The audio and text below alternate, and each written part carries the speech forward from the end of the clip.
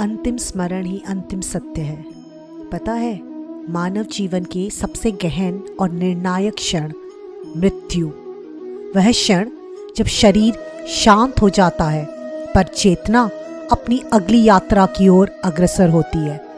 शास्त्र हमें बताते हैं कि उस अंतिम समय में जिस भाव, जिस सत्ता, जिस नाम का स्मरण होता है, जीव उसी को प्राप्त होता है।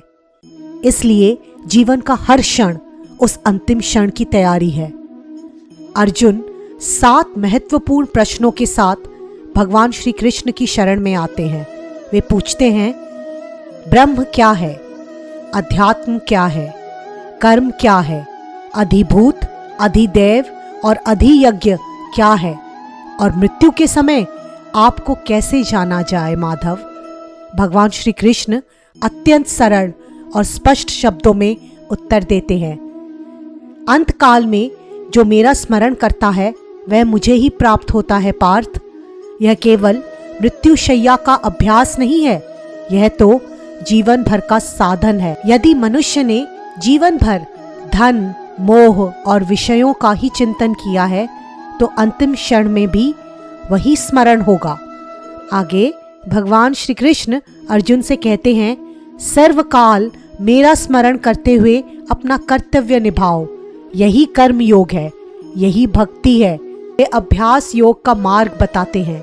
मन को निरंतर एकाग्र कर ओम, इस एकाक्ष ब्रह्म का उच्चारण करते हुए प्राणों को भ्रू मध्य में स्थिर कर परम पुरुष का ध्यान करना।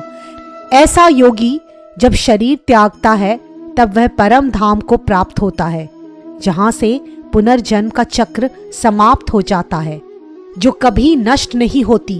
वही परम धाम है, वही अंतिम गति है। मृत्यु के पश्चात 2 मार्ग बताए गए हैं, शुक्ल मार्ग जो मुक्ति की ओर ले जाता है और कृष्ण मार्ग जो पुनर्जन्म के चक्र में लौटा देता है। पर जो योगी इन रहस्यों को जानकर अनन्य भक्ति में स्थित रहता है वह सभी पुण्य कर्मों से परे उस परम स्थान को प्राप्त करता है। मृत्यु का क्षण आकस्मिक हो सकता है पर उस क्षण की चेतना आकस्मिक नहीं होती, वह हमारे पूरे जीवन की दिशा से निर्मित होती है। इसी क्षण से अपने मन को प्रभु स्मरण में स्थिर करें। हर श्वास को नाम से जोड़ दे, हर कर्म को अर्पण बना दे, क्योंकि जो अंत में स्मरण होगा वही अनंत में प्राप्त होगा। और जो जीवन भर ईश्वर में स्थित है उसके लिए मृत्यु भी मोक्ष का द्वार बन जाती है।